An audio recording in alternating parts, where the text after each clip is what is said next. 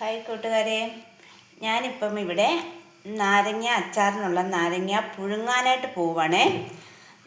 ഇത് നാരങ്ങ ഈന്തപ്പഴം അച്ചാർ ഉണ്ടാക്കുന്നതിന് വേണ്ടിയിട്ടാണ്, നമ്മുടെ സെയിലിനുള്ളതാണ്. അപ്പം ഇത് നന്നായിട്ട് കഴുകിയിട്ട് നിരക്ക വെള്ളം എടുത്ത് വെച്ചിട്ടുണ്ട്. ഇനി അതിലേക്ക് ഒരല്പം മഞ്ഞൾപ്പൊടി ഇട്ട് കൊടുക്കും. പിന്നെ ഇതിൻ്റെ കയ്പ്പൊന്ന് കുറയുന്നതിനായിട്ട് 2-3 സ്പൂൺ പഞ്ചസാര, 1 ടേബിൾ സ്പൂൺ ഉപ്പ്, ഇത്രയും ചേർത്ത് കൊടുത്തിട്ട് ഇത് നന്നായിട്ടൊന്ന് തിളപ്പിക്കും. നാരങ്ങ ഒരു സോഫ്റ്റ് ആവുന്നിടം വരെ ജസ്റ്റ് ഒന്ന് പൊട്ടിയാൽ മതി. അപ്പോഴത്തേക്ക് ഇത് നല്ല സോഫ്റ്റായി കിട്ടും.